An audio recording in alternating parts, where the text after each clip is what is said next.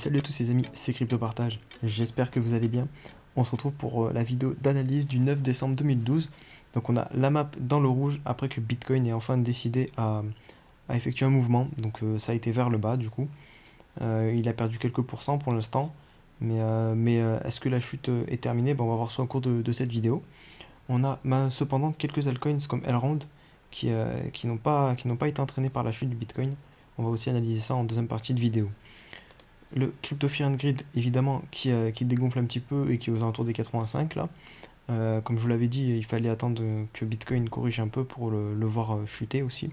Donc là, pour l'instant, il est à 86 et il se pourrait que demain il soit encore plus bas normalement. On enchaîne avec les news et malheureusement, elles ne sont pas très bonnes. On va en faire qu'une seule, mais c'est la principale. C'est notre gouvernement, du coup, le gouvernement français, qui durcit encore sa politique envers les crypto-monnaies avec notamment une obligation pour les plateformes de crypto-monnaies de disposer de KYC. Donc c'est ce qui permet de s'authentifier et de vérifier l'identité d'une personne. Donc encore un durcissement des règles. Et regardez, comme l'a dit Asher, c'est une énorme erreur. La France se met vraiment, passe à côté du train des crypto-monnaies, quoi, en essayant de bloquer au maximum la barrière de l'entrée, enfin durcir la barrière de l'entrée pour tous les Français. Donc Bruno Le Maire, notre ministre des Finances, de l'économie, qui associe encore les crypto-monnaies au terrorisme. Donc en 2020, c'est encore possible de faire ce genre d'amalgame. Je trouve ça vraiment désolant. Et c'est triste pour nous, quoi. Espérons qu'avec le prochain gouvernement, ça change, mais en tout cas, là, on est en train de passer clairement à côté de la blockchain et des crypto-monnaies, malheureusement. Alors, on enchaîne avec Bitcoin, qui nous a enfin donné signe de vie. Ça faisait un petit moment, en effet, qu'il était en train de consolider, de ranger dans ce triangle-là de compression en H4. Et hier soir, je vous ai mis sur Twitter la clôture, lorsqu'on a clôturé en dessous du triangle, du coup, qui nous indiquait, si c'était pas un fake out, la direction. Donc voilà, et l'objectif théorique qui se calcule de cette manière-là. Donc vous prenez l'entrée du triangle, hop, et vous reportez au niveau de la sortie. Donc regardez, hop, c'est pile poil sur les 17 500. Bon, on n'a pas touché pile poil les 17 500, mais on est vraiment tout proche.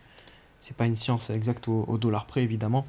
Mais encore une fois, le chartisme là qui prédit plutôt bien l'évolution du cours.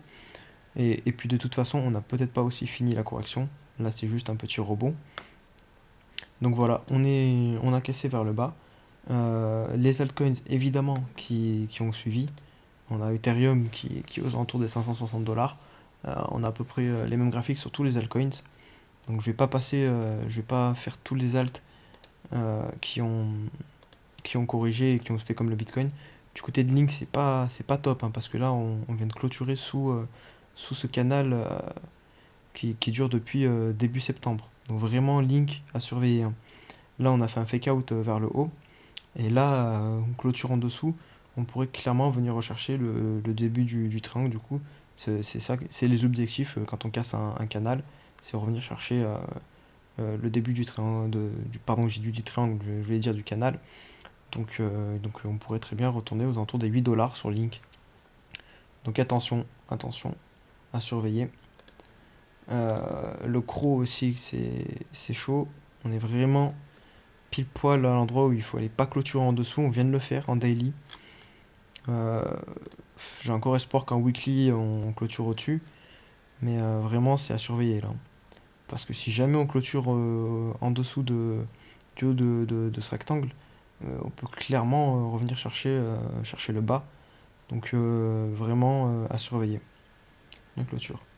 Allez, on va quand même passer aux bonnes nouvelles avec Elrond qui continue sa poussée malgré la correction du Bitcoin. Regardez-moi ça. Il est venu s'appuyer pile poil sur cette ancienne résistance ici. Et là, ça a servi de support du coup. Et il est reparti. Il se trouve aux alentours des 14 $ là. Donc c'est plutôt pas mal de voir qu'il résiste malgré la petite correction du Bitcoin. AV, pareil, bon, il a lui fortement corrigé. En même temps, il est sur un point très très haut là. Il est au niveau de ses ATH. Il vient de refaire un nouvel ATH là. Donc il consolide, c'est pas plus mal. Là, ce que j'aimerais voir, évidemment, c'est une consolidation pendant un petit moment ici, un peu comme Bitcoin, hein, pour pouvoir aller chercher des niveaux bien plus hauts par la suite. Voilà, c'est tout pour cette vidéo, les amis. N'hésitez pas à me donner en commentaire des tokens à analyser. J'en ai plus trop en ce moment, donc voilà, les amis, n'hésitez pas. Abonnez-vous aussi, ça me ferait plaisir. Et je vous prépare une vidéo d'analyse du Bitcoin, d'Ethereum et d'autres altcoins avec une vision long terme. Donc c'est une vidéo qui me prend un peu plus de temps. J'espère qu'elle vous plaira. Sur ce, je vous dis à demain pour une nouvelle analyse. Allez, ciao ciao.